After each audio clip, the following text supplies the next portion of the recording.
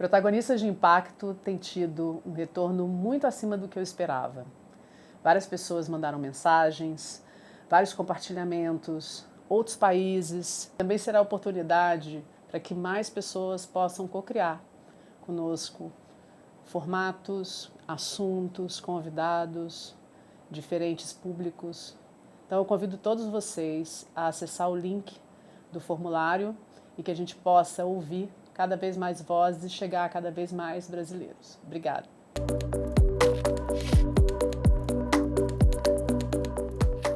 Sejam muito bem-vindos. É mais um episódio do Protagonistas de Impacto, que já está completando 2 meses. E eu quero dar as boas-vindas a todos que estão escutando pela primeira vez, a todos que estão escutando novamente, compartilhando. Esse é um projeto para democratizar histórias que o Brasil precisa escutar. E esse é um projeto também que só é viável porque ele é um oferecimento da Pares Estratégia de Desenvolvimento, em parceria com o ONONO, que é o Centro de Experiências Científicas e Digitais da BASF. Vamos para mais uma conversa.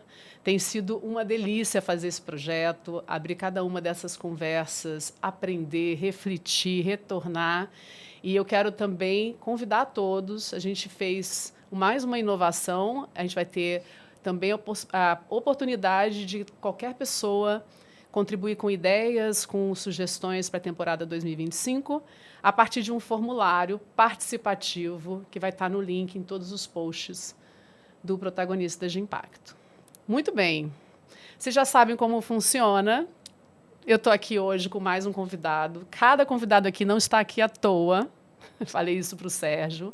Bom, o Sérgio eu conheci há alguns anos dentro de um ecossistema maravilhoso, muito inspirador, onde tem inquietos que conseguem olhar para negócios como plataforma para transição e impacto positivo.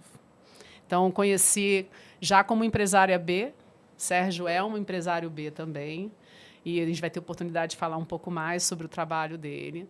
E a gente teve a oportunidade de conviver num âmbito de governança do Sistema B, em plena pandemia. A maior parte do tempo foi online no primeiro mandato. E o Sérgio, trazendo o seu olhar de liderança, passou a liderar, a co-liderar o Conselho. E continuamos nessa oportunidade de troca, quando, nesse segundo mandato, 2023 a 2026, ele ainda como co-presidente do Conselho, foi convidada para estar no Comitê de Integridade, na coordenação do comitê, e é um grupo muito inspirador, né, de pessoas que estão ali, né, doando o seu tempo para colocar esse movimento cada vez mais coerente com o tempo que a gente está vivendo. Sérgio, seja super bem-vindo. A gente tem esse formato de cada um se apresentar, para que a gente possa, a partir dessa conversa, das perguntas, do nosso diálogo, a gente ir conhecendo um pouco mais de você, do trabalho que você já construiu até aqui e o que a gente tem ainda pela frente como desafios e oportunidades. Seja muito bem-vindo. Super prazer estar aqui. Obrigado super pelo convite. Me conta, Sérgio, quem é o Sérgio Serapião? Muito bem. Bem, o Sérgio hoje tem 50 anos de idade. Sou de 74, nascido em São Paulo, tenho 3 irmãos, todos homens, uma família do lado de pai que só nasce homem. Pequenininha, Serapião, era pequenininha, então tem que crescer, né? Só nasce de homem. São Paulo, capital mesmo? Na verdade, eu nasci aqui em São Paulo, capital. A família do meu pai é do interior de São Paulo, mas se estabeleceu aqui na última geração, né? O meu avô era um português que ficava negociando lavoura, pecuária do Paraná e vinha para o Porto de Santos negociar e ficava fazendo essas negociações, né? Era um migrante, tá, né? E que se fez, então ele passou parte da vida em Santos. Ficou casado com minha avó lá em Santos, paterno, né? E já meus avós maternos são de Minas. E é uma história muito bonita que eles A família da minha avó era muito rica e daí eles se apaixonaram. Ele era muito mais velho que ela, ele era viúvo e aquilo não fazia sentido, né? Enfim, para os tempos, né? Eles fugiram, né? E daí eles fugiram do interior de mim e vieram para São Paulo, né? Ele era um praticante de dentista, né? Porque não tinha faculdade, né? Então era um tiradente mesmo, né? Então ele se estabeleceu na zona leste de São Paulo, ali região bem comercial, tinha uma portinha ali para atender as pessoas. Minha mãe cresceu ali e meus pais se conheceram na faculdade. Meus pais os dois fizeram poli, né? Engenharia na USP. Então também sou de uma família que tem bastante estudo, né?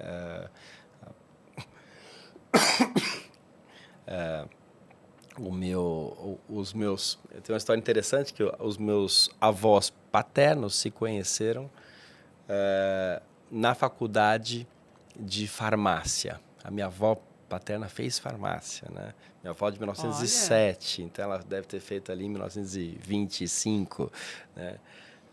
Umas poucas mulheres ali. E minha mãe fez poli também, só tinham 6 mulheres na poli em São Paulo, né? E por acaso, esses dois casais estudaram na mesma rua, na Rua Três Rios, né? Porque não tinha ainda o campus da USP, Butantã, né? Depois, no meio do curso, é que ela foi para o Butantã. Tá. Então, há 2 gerações se encontraram na faculdade, se encontraram na mesma rua, na Rua Três Rios, né? Olha só.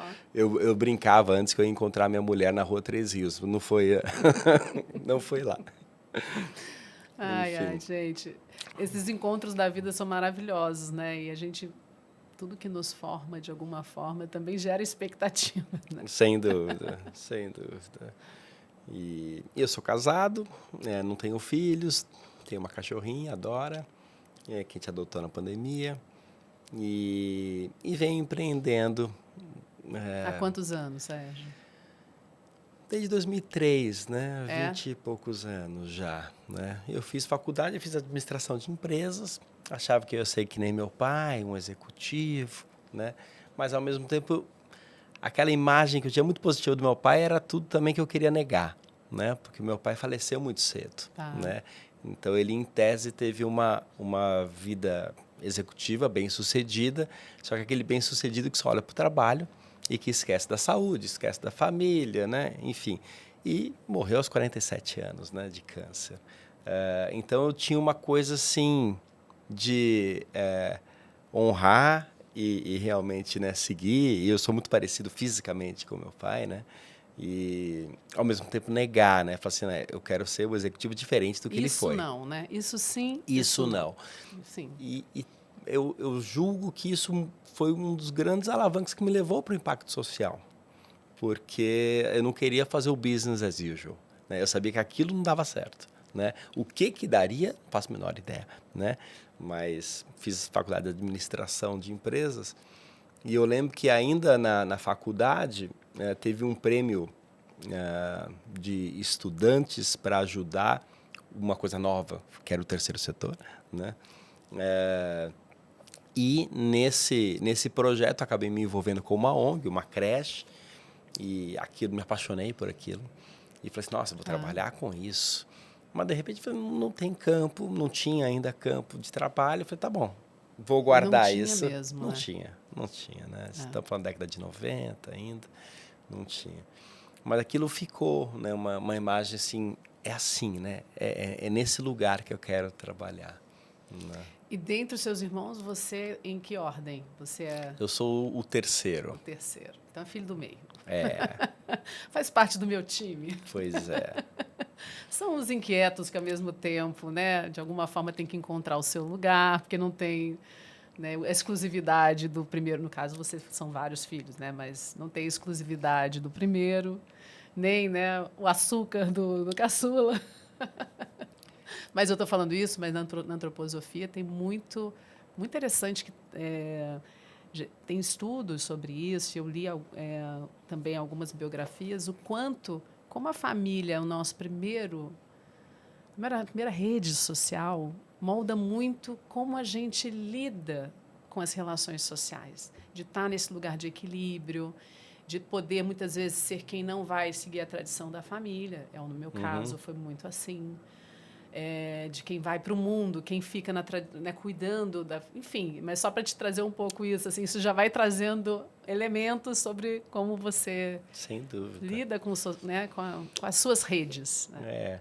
E eu acho que, na verdade, eu fui o que mais seguiu. Foi? De alguma forma. O meu irmão mais velho, ele nem quis estudar, não quis fazer faculdade, foi ser fotógrafo e desenvolver toda uma carreira em fotografia de publicidade. A gente tinha um primo que já era famoso na área, tal, enfim, ele pegou uma carona ali. Tá. E o meu irmão do meio foi fazer arquitetura, né? Mas também nunca foi arquiteto, ele se desenvolveu como, quer dizer, não gravou, né? Mas, enfim, nunca praticou muito, mas ele virou um grande especialista de arquitetura, ele virou um jornalista de arquitetura, criou uma revista e tal. Então, ele muito mais pensa sobre arquitetura do que, né, faz projetos, né? Mas os dois foram muito para um campo... A gente sempre foi muito estimulado para um campo de arte em casa. Então, muito. Isso é um ponto em comum entre vocês. É um ponto em comum. Tanto é que quando eu saí da carreira tradicional, eu abri uma empresa que era muito ligada à cultura, né? Que era ligado a leis de incentivo, a qual é o papel da empresa no social. E eu mergulhei muito em cultura. E aquilo ali foi uma paixão, né? Fazer projeto com cinema, com teatro, com arqueologia, né? Uma delícia. Sim, sim. Né? Então, mas isso sempre foi muito natural, né? Isso foi lá em 2003, já quando você começou a empreender. Você foi para a área cultural. Na verdade, assim, eu me formei em administração. Sim. Entrei na Accenture, consultoria. Quanto tempo você ficou na Accenture? Fiquei 6 anos. Que é uma grande escola, né? É uma grande escola, foi uma carreira super rápida, foi super legal. Tá. Mas eu sempre fui muito inquieto ali dentro. Eu nunca fui muito conformado com o que me apresentavam para fazer. Eu sempre queria fazer mais, né? Tinha aquela coisa de empreendedor mesmo, né? E daí eu fiz um trabalho de intraempreendedorismo ali dentro, que no fundo foi a catapulta para eu sair, porque eu sempre questionava, poxa, nos Estados Unidos tem tanto mais coisa para fazer. A Accenture era outra empresa, né? Era bem menor do que é hoje, né? Tem tanta coisa, lá faz tanto. E de tanto eu ficar enchendo todo mundo, eu falei, então vai lá e faz, né? E daí eu fiquei 6 meses fora de projetos, desenvolvendo uma coisa muito nova na época, que era e-learning. Era uma coisa super, super nova, né? Que oportunidade. Estamos falando 2002, mais ou menos. E daí eles contrataram alguém que era um super especialista no Brasil e a gente ficou os dois desenvolvendo o que poderia ser essa área ali dentro. Tá. Até que a gente conseguiu vender um projeto, só que daí enorme, bacana, para a Embratel, uma coisa assim, uau, que bacana. Só que assim, o pessoal olhou e falou, é muito pequeno para o Accenture, não dá. E daí eu falei, nossa, não vai ser aqui, né? E às vezes o que é pequeno para uma grande consultoria é a oportunidade. Era a oportunidade. E daí eu acabei saindo e ficando sócio dessa pessoa que eles me apresentaram ali. Tá. E que ele já estava num novo ciclo de carreira, não estava mais mexendo com a e-learning, mas ele estava mexendo ele tinha uma teoria de empreender com cultura, né? Assim, como que a gente, na época, né, estava surgindo uma coisa chamada também Circo du Soleil, né? E eu falei assim, por que a gente não cria o Circo du Soleil do Brasil, né? O Brasil tem um lugar tão, né, rico de cultural, como é que não nasceu isso aqui, né? Eu sei que ele tinha ficado sócio de 9 grupos culturais diferentes, dança, circo, teatro. E eu mergulhei naquele mundo, né, para tentar ver o que tirava daquilo ali. Acabou que o que a gente aprendeu é que também estava acontecendo uma coisa nova, também leis de incentivo estavam acontecendo. E eu tinha muito mais facilidade de falar com a empresa, então eu acabei criando projetos que tivessem muito sentido para a empresa. Buscando, né? esses apoios. Buscando esse apoio cultural e trazendo esses empreendedores que estavam ali, né, fazendo coisas incríveis, né? E daí disso nasceram coisas super legais, né? Que daí era um misto de cultura com uma atuação social de impacto, né? Então, o primeiro projeto grande que a gente fez foi o Cine Educação, né? Porque a gente tinha uma tese lá em 2003 de que a educação seria pelas telas, né? E era uma coisa muito nova, ninguém falava sobre isso, sim. né? E daí a gente começou a ensinar os professores a lidar com as telas, a lidar com o cinema, a ter letramento audiovisual, né? E esse projeto foi para 18 estados, depois foi absorvido pelo Ministério da Educação, foi enorme, demais. foi super legal. Que legal. Daí disso eu fui entrando em vários projetos que foram derivados disso, né? Do Cine Educação veio um que era com arqueologia, depois outro que era com teatro, tudo ligando como que você forma o cidadão, né? De uma forma um pouco mais completa, né? E daí disso eu fui para uma coisa de desenvolvimento local, porque daí eu fui entrando para os territórios, né? Então, como é que as empresas podem ter uma atuação num território talvez distante, né? Mas que tem uma cultura muito forte. E o empreender é isso, né? Porque você vai aos poucos desvelando, né? Vai tirando o véu de que assim, nossa, olha que oportunidade, a gente não está vendo isso aqui. E o impacto vai junto também, né? Que você fala assim, não, isso aqui eu não posso nem tocar se eu não olhar também para essas partes envolvidas. Super. E fala assim, não, tem que fazer parte, tem que sentar na mesa, a gente tem que escutar. E aí vai indo, né? Não, era incrível. Foram anos muito legais. Então você ficou, como é que era o nome da empresa? Via Gutenberg. Via Gutenberg. E você ficou com a Via Gutenberg quanto tempo? 15 anos. 15 anos. Nossa, 15 anos é muita coisa. Muito. A Paris está fazendo 15 anos em janeiro. E eu já fico assim, gente, é uma vida, né? Não, e assim, intenso, né? Consultoria, intenso, né? Intenso. Muitos projetos, Brasil todo, né? E muito aprendizado, né? Porque você vai entrando em temas sociais, arqueologia, antropologia, cinema, educação, vai te dando também... foi me tirando da bolhazinha, né? Daquele garoto que tinha estudado na GV e de São Paulo. De repente, eu lidava... Um dos últimos projetos que eu fiz ali, que lindo, assim, uns 5 anos de projeto, foi no interior, no litoral do Piauí, né? Ali no delta do Parnaíba, né? E era uma eólica que estava chegando lá e a gente ajudava a falar assim, tá, bom, já que a eólica não vai dar emprego, não vai trazer uma transformação direta, né? Sim. Como é que a gente vai trazer uma contribuição efetiva para o território? E foi lindo, a gente conseguiu contribuir de uma forma bem determinante na educação do município, em toda a articulação cultural. Foi super bacana.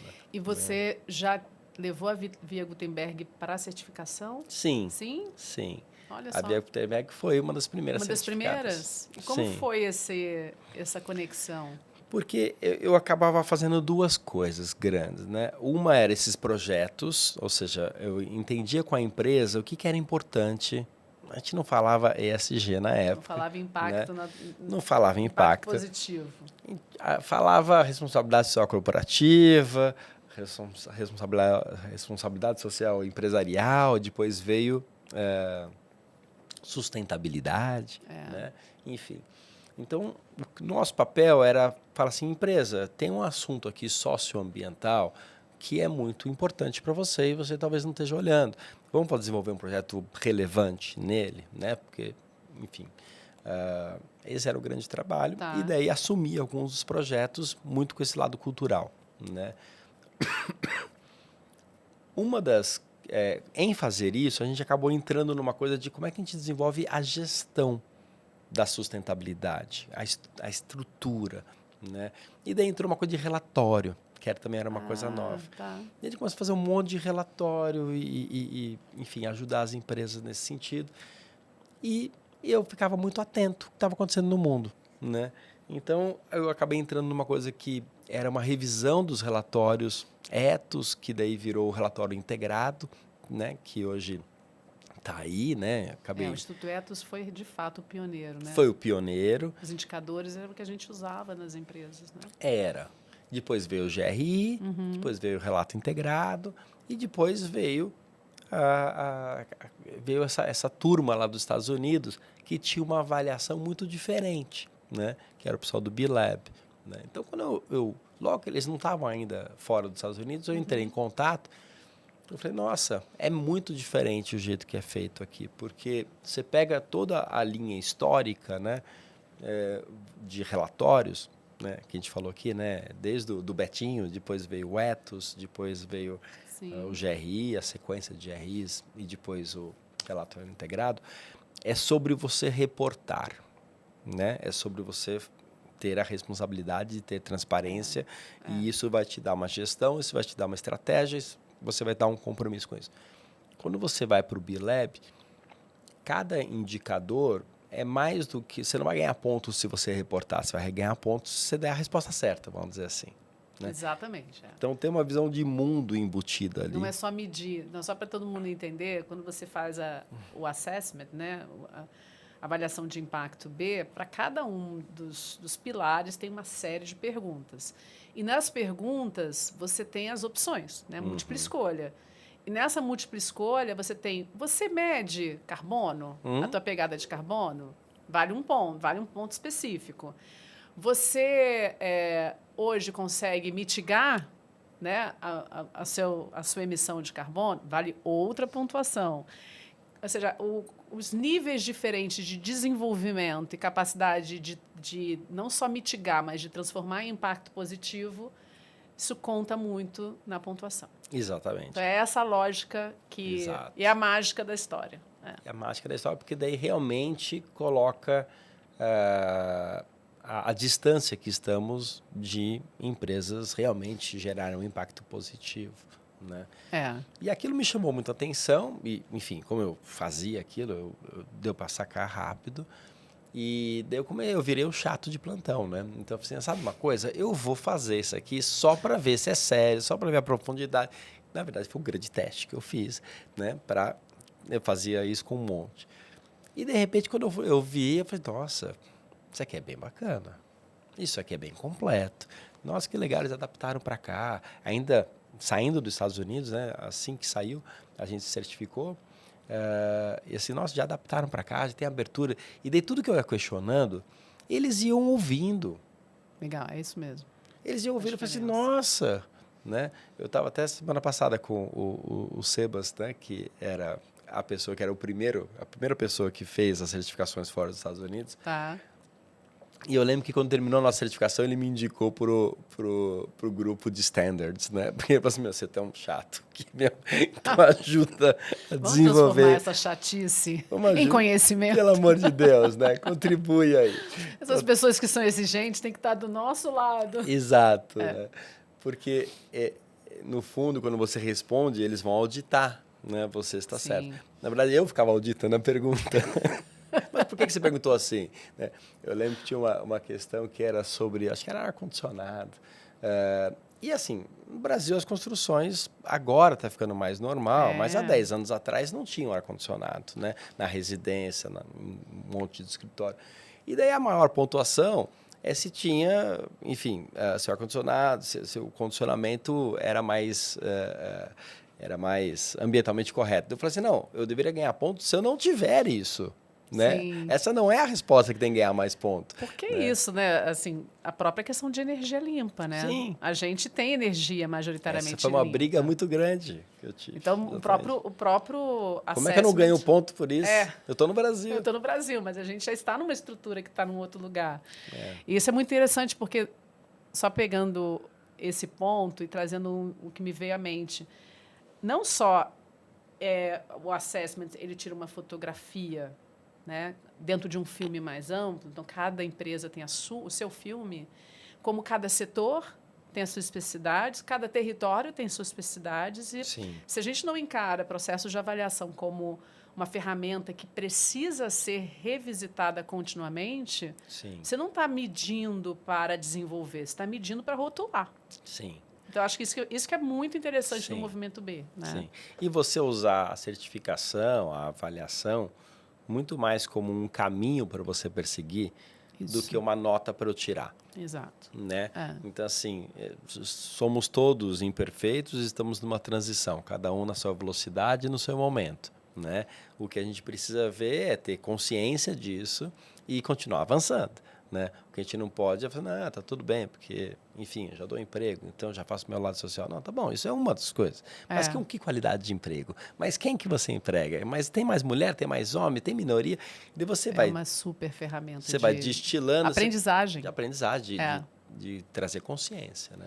E, Sérgio, então você estava, só para a gente poder mapear um pouco melhor na tua biografia em si, né? Então, você foi para um lado de empreender, aprendeu muito nesse processo, inclusive, né, entrou nesse processo de certificar. E eu estou super curiosa. Foram 15 anos, e por que esses 15 anos foram interrompidos?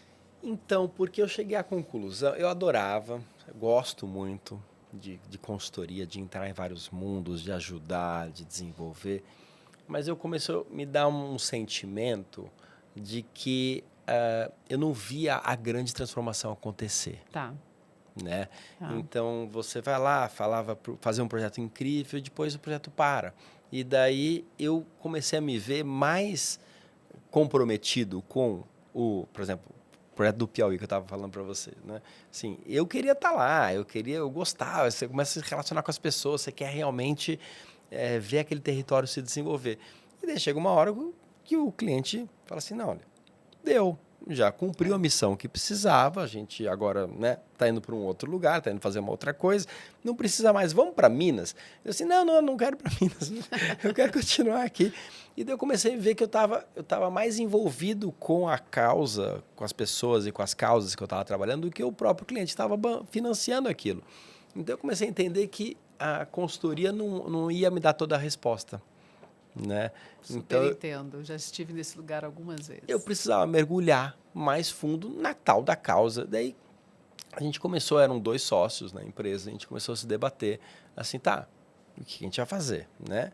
Os 2 gostavam do que faziam, mas os 2 já estavam indo para linhas específicas, né? Então, eu já estava indo para uma coisa de movimento B e sistema B, e entrando e ajudando aquilo a se formar. Sim. E tinha uma outra coisa que também me chamava muito a atenção, que foi muito paralela, muito junto que aconteceu, que foi uma causa de longevidade, de assim, como é que essa tal longevidade não vai ser o maior ofensor de desigualdade que a gente vai ver, né? Que foi algo que eu percebi muito no começo, assim, que tudo bem a gente viver mais, é muito bacana, mas se a gente não tiver os meios para ter uma vida adequada, na verdade isso vira uma prisão, né? Assim, você aumenta muito a desigualdade do mundo, que é o que está acontecendo, na verdade, hoje. Eu estou só recapitulando aqui na minha cabeça, se você está com 50 anos hoje, isso chamou atenção quando você estava com 40, então. A questão da longevidade foi um pouco antes, foi 2013. Já 13, então. É um pouquinho antes disso. Um pouquinho antes. Interessante. Porque isso casa um pouco com o que eu tenho reparado e que muito me instigou a olhar para essa faixa etária dos 40, que foi um questionamento mais profundo para quando você está nesse setênio entre os 35 e os 42, sobre, o que realmente faz sentido, o que eu fiz até aqui, seja para corresponder às expectativas do mercado, da família, das pessoas, o que realmente eu quero fazer. Sim. Então, legal, sim. Faz muito sentido. Eu comecei a ficar muito inquieto. Tem um fato importante que eu não falei. Eu nasci de 7 meses, tá? Então, assim, os setênios acontecem sempre um pouco antes comigo, tá? Não, e não só dos setênios, mas assim, eu também nasci de 7 meses. São pessoas assim que, de alguma forma, né, já estão... Bom, eu não posso generalizar, mas claro. Assim, mas é uma característica interessante que, sem nenhum dado científico, eu percebo um pouco isso. Uma certa inquietude. Uma inquietude, de alguma forma, já que está lá no futuro, nas coisas que está percebendo no mundo, mas que ainda não nasceram, né? Uma reflexão que eu fiz muito sobre a minha... Na verdade, eu nasci de 7 meses que não era para nascer, né? Assim, foi um erro de cálculo que na época não tinha lá tantos dados, né, para saber quantas semanas minha mãe estava grávida. Tá. E ela falou, então, eu já estou com tantas semanas, está na hora. Então, eu nasci numa cesariana. É mesmo? De 7 meses, e eu não estava com... Eu tinha um pulmão que eu não estava formado ainda, né? Então, eu nasci com um pulmão só. E ainda bem que eu nasci num hospital que estava recém-inaugurado, que era o Einstein, e que era um hospital que tinha muita estrutura, tinha incubadora, para eu ficar um mês e pouco lá, né? Então, a reflexão que eu fiz muito depois foi assim, a coisa do viver e do respirar para viver e querer, né? Sempre foi muito Tá presente muito na presente. fotografia. Eu quero viver, não vim aqui de passagem, sabe? E a minha escuta é que você, então, do que você está me falando, foi se conectando com esse tema de longevidade, de qualidade real de vida, de fazer sentido. E aí, como foi que você foi começar a trabalhar com essa temática como empreendedor? Então, o que aconteceu em 2013, eu fui fazer um mestrado nos Estados Unidos, que foi um mestrado que foi muito significativo para mim. Ele era uma sala com 9 alunos e 4 professores. E daí um professor era um coach super experiente, daí o outro era aquele indiano que sabe de tudo, né? Aquele cara que te ajuda em qualquer coisa. A outra era uma psicóloga que mexia muito com enneagrama. E o quarto era uma pessoa de comunicação, para falar sobre linguagem, né? Então, tudo que a gente falava, ele ia lá e corrigia, e vai, não sei o quê. E o que é que você vai aprender? Ele falou assim, você vai aprender sobre você. Qual que é o produto final? O produto final é o que vocês quiserem colocar para o mundo. Então, foram 2 anos. Que curso era esse? Adorei. Pois é, ele conseguiu aprovar, foi nos Estados Unidos, uma organização muito pequenininha, chama TGI.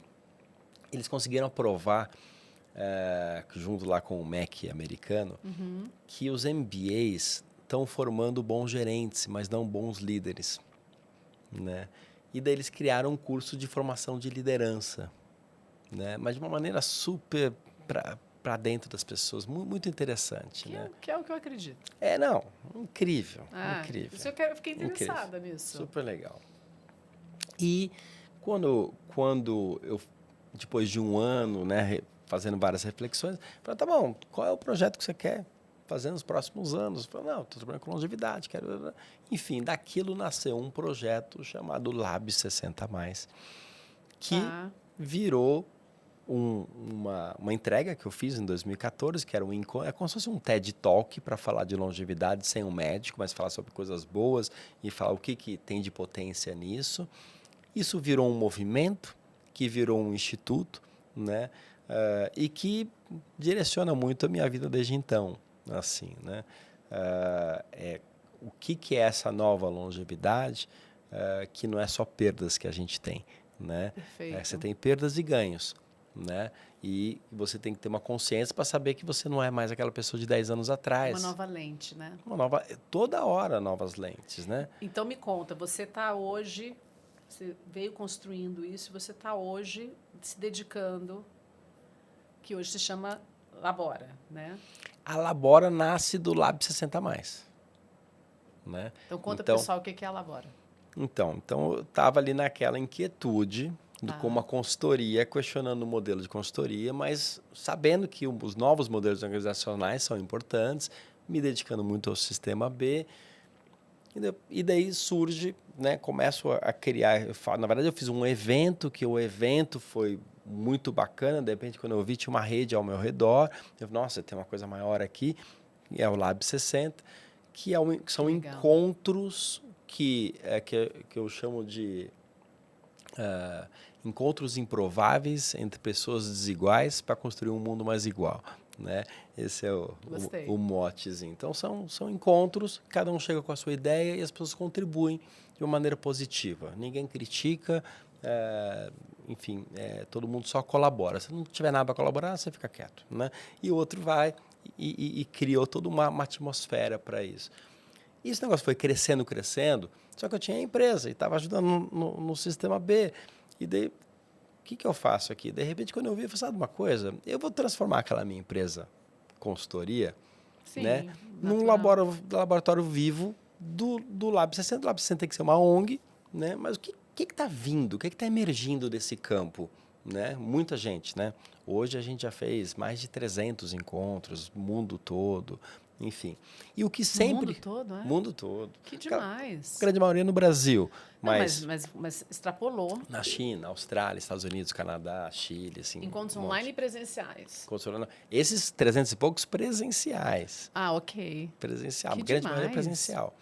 Porque você tem que criar um campo, né? Um campo. Isso é construção, É né? construção. Redes e comunidades são construção, não é dado, né? Não. Ele pode se formar de uma forma orgânica, né? De uma maneira orgânica, mas se alguém não cuidar e trouxer método, trouxer Exato. ritmo, rituais, Exato. formato, propósito, talvez até uma governança, Sim, né? sim. Isso tudo não prospera, né? Então, foi de um susto em 2014 que a gente fez um evento que chamou muita atenção. De repente, a gente começou a fazer vários encontros durante o ano. Em 2015, a gente foi fazer um grande evento do Lab 60. Daí era 2015 no Brasil, então das 3 empresas, 2 pularam fora e de repente falou, sabe uma coisa, a gente vai fazer assim mesmo. E daí foi na cara e na coragem e o negócio ficou mais legal, porque o palestrante virou o cara da bilheteria, né? Virou uma coisa bem de comunidade mesmo, todo mundo querendo fazer aquilo ali. Depois desse encontro de 2015, eu falei, sabe uma coisa, eu vou mudar minha empresa, não é possível. Né? Tem uma coisa aqui muito interessante. O convite estava claro, Está claro. Daí eu estruturei o que seria o Lab 60, o que são os encontros, como é que a governança se dá e tal. E comecei a, enfim, liderar muitos dos encontros presenciais, Brasil afora. E comecei a perceber que tinham 3 coisas em comum muito forte. Né? Um grande medo em relação à longevidade, né? Um grande medo de não ter dinheiro, né? Será que eu vou dar conta? Um grande medo de saúde. Putz, minha mãe está com Alzheimer, e agora? Não sei o que, será que eu vou ter também? Quem vai cuidar de mim? Né? E social, né? Isolamento, né? Solidão. Sim, né? e faz muito sentido. E as pessoas indo lá para conhecer gente, é simples assim. Né? Então, e de repente se encontrando lá como protagonistas, e daí isso mudando tudo. Né? Eu falei, tá bom, passam por aqui muitas iniciativas. Algumas não tinham tantas de trabalho, mas tinha algumas, muitas sociais e muitas de saúde. Mas não tem nenhuma iniciativa que tenha um pensamento sistêmico para realmente ser uma plataforma de reintegração social que, pelo trabalho, gere saúde e renda. E de alguma forma... Isso elabora. Learning que estava lá atrás, em tecnologia, em consultoria, em visão sistêmica. Empresas de impacto. Impacto. Então, assim, nenhum aprendizado é descartado quando a gente quer colocar algo no mundo relevante, né? Então, o que você está construindo hoje dentro dessa temática e o que você quer celebrar em 2030? Super. Olha, a Labora hoje é o que a gente chama de um modelo de futuro do trabalho que a gente pode fazer hoje. Como que eu vejo o futuro do trabalho? É um lugar onde as pessoas vão se reinventar todo dia, vão ter espaço para encontrar pessoas, uma comunidade digital, junto com muitos cursos, microcursos, microcertificados que vão atualizando elas para as questões do hoje, do contemporâneo, que está surgindo, né? As profissões que estão surgindo. Elas vão fazendo isso tudo de graça. Né? E o sistema vai lendo o que você está pronto. Né? Você está pronto para quê? Você acha que você é uma boa marqueteira, mas o marketing mudou. Talvez aquela habilidade que você tinha ou que você desenvolveu, dá para usar para coisas incríveis, mas não necessariamente fique preso ao rótulo marketing. Né? E assim por diante. Então, vai vendo teus soft skills e hard skills e vai te colocando convites para fazer. Faz essa parte de um pool de trabalho que você vai trabalhar poucas horas, né? Jornadas bem curtas. Cada semana você vai escolher que dia e horário que você vai trabalhar e em que contrato, né? Você pode estar com 2, 3 contratos diferentes. Um pode ser de programação. Você aqui uma posição inicial de programador, de uma linguagem que está surgindo, mas também posso ser um SDR, que é uma outra posição que está surgindo em comercial.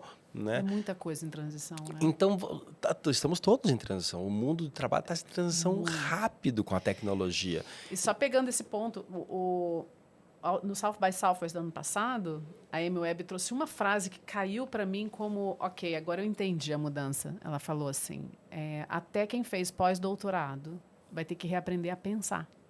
É isso mesmo. A gente está tendo que reaprender a pensar. Hoje, na plataforma da Labora, tem 50 mil pessoas. 50 mil? A maioria tem pós-graduação. Todos estão tendo que se reinventar. E abrir mão do passado que tinham. Porque, eu já fui gerente, eu já fui isso, já fui aquilo. Tudo bem, que bom. Do rótulo que tinha. Do rótulo que tinha, da remuneração que tinha, do status que tinha. Né? Era uma montanha que você subiu, que agora você tem que descer e subir uma outra. Se a outra vai ser mais alta ou mais baixa que essa, não sei te dizer.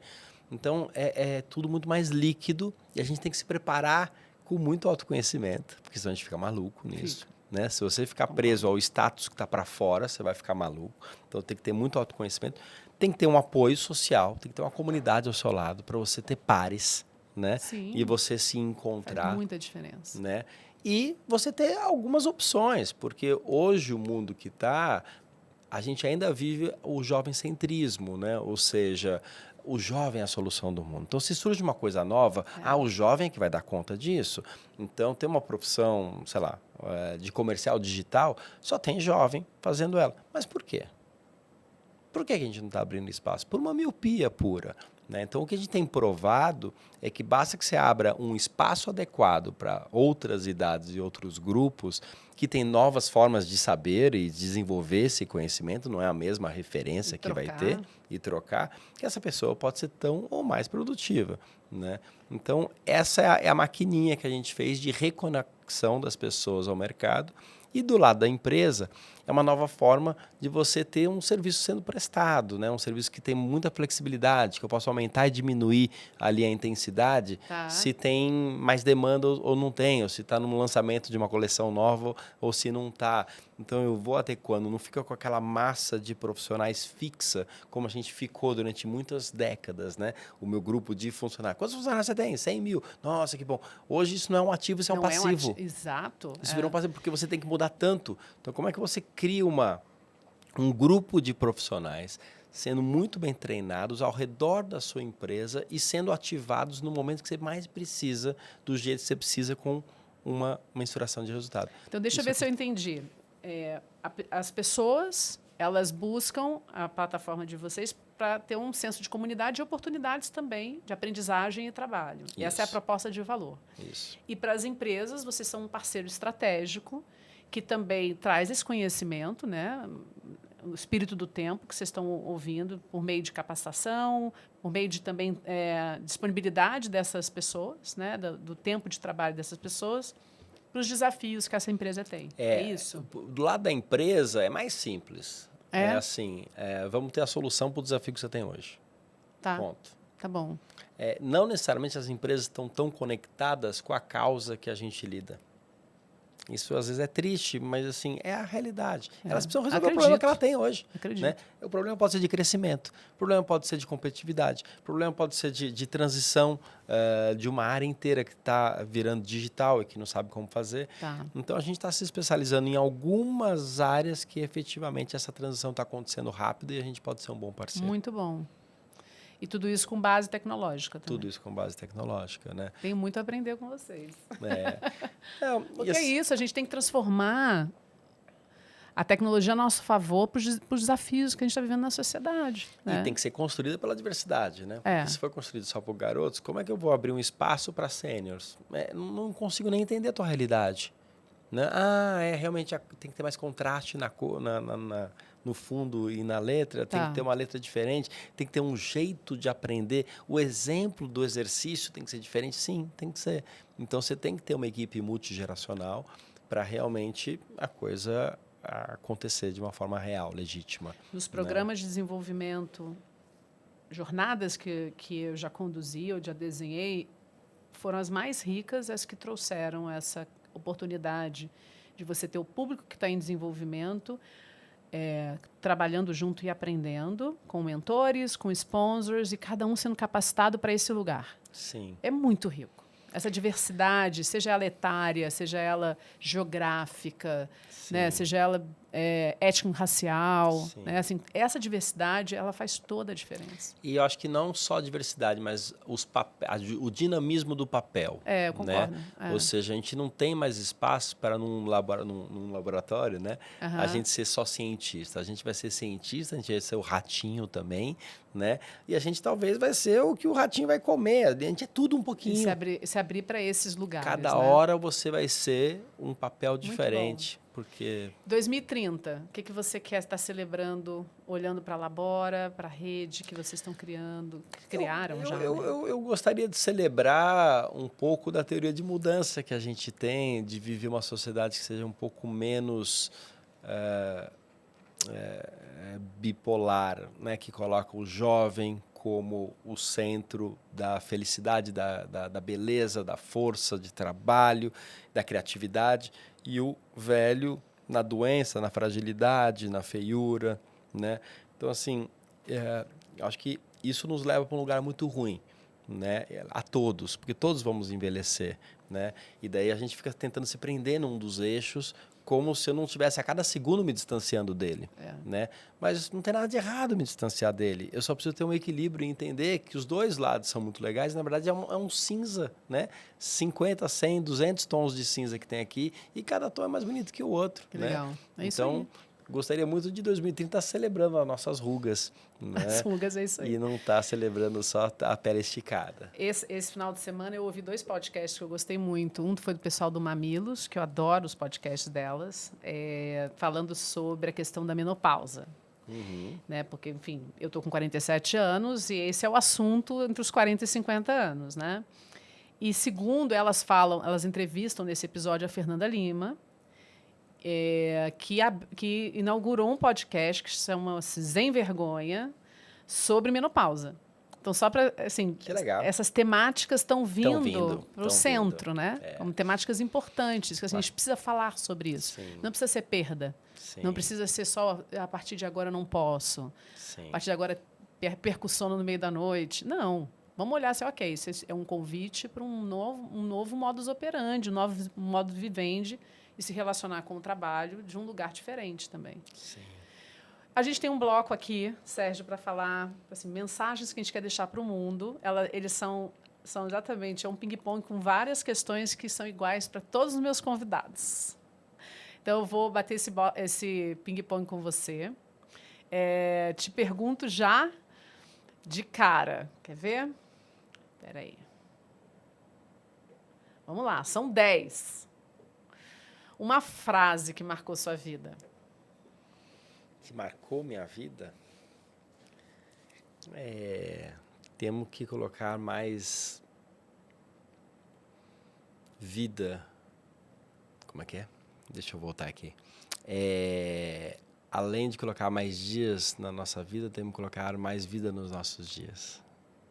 Totalmente ligado à longevidade, né? Um livro.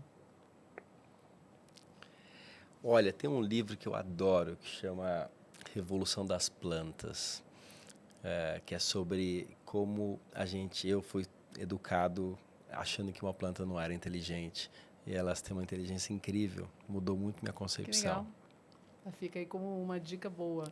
Um filme, pode ser uma série também. Em tempos atuais, as séries têm tido bastante ibope. Olha, um filme que eu sempre digo que é o filme que eu mais gosto eu vou para os clássicos aqui. Como é que chama? Como é que é? Nossa, deu um branco aqui. A gente pode voltar para ele depois. Da China ali, o que é sobre a queda da... Nossa, meu Deus do céu. Daqui a pouco eu lembro. Calma. Daqui a pouco você lembra. Nossa. Uma liderança que te inspira. Muitas. Poderia ser a Alda. Ah. Muitas lideranças Bs me inspiram. Também. Muitas lideranças. Os co-founders dos Estados Unidos, aqui no Brasil, Marcel, os co-founders do Sistema B, Internacional. E cada vez mais eu tô me conectando com os saberes brasileiros também, né? É muito importante. A gente tem muita sabedoria aqui. Indígena, de terreiros. Eu acho que tem tanta riqueza que a gente coloca de lado. Cada vez eu estou mais conectado. Daí são muitas. Alguma... que esse é o próximo ponto. Uma pessoa para as pessoas seguirem na rede. O que você tem aprendido. Nessa linha pode ser o Krenak, que é um cara bacana. É um cara interessante. Não é a única, está ficando muito em cima dele, né? Tem muitas lideranças indígenas legais, mas é um cara legal. Ou o Tom, o Tom Almeida, pronto, vai ser um outro lugar. Tá. Que lidera o Infinito, o Instituto Infinito, que fala sobre morte e finitude. Olha. Que é super legal. É super Vou dar uma legal. olhada. Um medo. Um medo... da extrema-direita. Um sonho, qualquer extrema. Um sonho... um país mais igual, né? Que a gente possa andar na rua, não ter medo e não ter pobreza. O que é inegociável para você? A justiça. Um erro que você não quer mais cometer?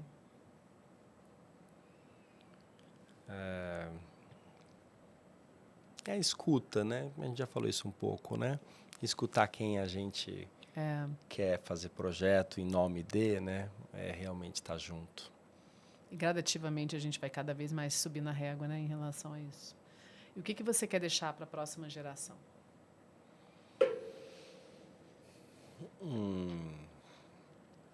Acho que falar em um mundo mais igual tá difícil, né? Nos tempos atuais, né? Eu adoraria entender que eu vou viver aqui mais uns 30 anos e ainda vai dar tempo. Que ainda dá tempo, né? De deixar muita coisa. O mundo é cíclico e eu acho que a gente vai ter bons exemplos de... Acho que o Brasil tem um lugar muito especial nessa busca de igualdade, equidade. A gente menospreza muito. Eu gostaria muito de deixar o país um pouco mais parecido com o que a gente tinha de imagem em 2013, 2015 no exterior, mas talvez tenha sido meio falso, né? Talvez a gente tenha construído uma imagem muito rápido de um país que a gente não era realmente, né? Esse é o país que eu gostaria, um pouquinho mais inspirador para os outros e para nós. E Sérgio, vamos pegar essa última parte. Geralmente eu faço um encerramento dando a abertura para você trazer uma mensagem para quem você quiser. Afinal, nas redes a gente nunca tem bordas, né? As mensagens chegam... Estou vendo isso pelo que as pessoas têm me escrito. Têm me escrito de outros países, têm me escrito pessoas que eu não falo há 10 anos. Então, uma mensagem para deixar na rede. Esse é geralmente o espaço que eu deixo no encerramento.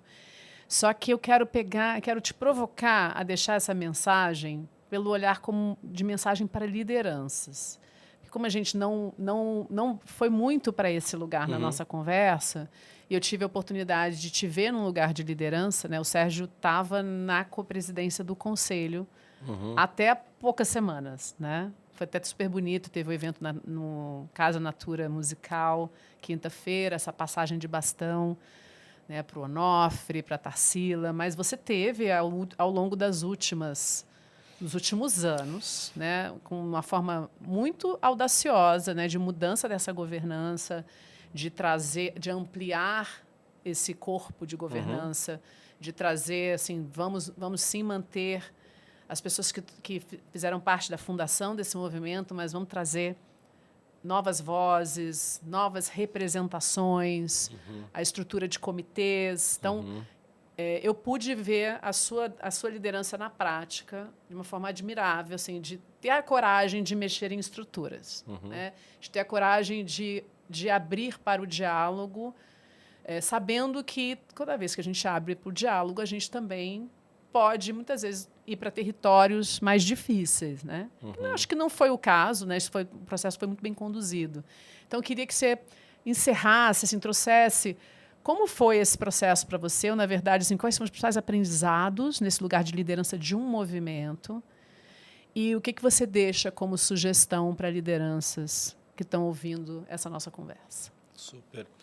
E eu acho que tem que ter consciência que o mundo está se transformando cada vez mais rápido. E as verdades que a gente tem agora, hoje, aqui, provavelmente daqui a um ano, a gente vai estar questionando elas. Está realmente mudando muito rápido. Assim, quando eu escutava a Singularity University falar que porque os chips, a velocidade de atualização dos chips dobra a cada ano, né? O mundo realmente ia estar girando mais rápido. E é exatamente o que está acontecendo, né? Então, a gente tem uma tecnologia girando muito rápido, só que nós, seres humanos, não giramos tão rápido assim, né? Então, como é que eu me adequo a isso? Acho que esse é o grande papel da liderança.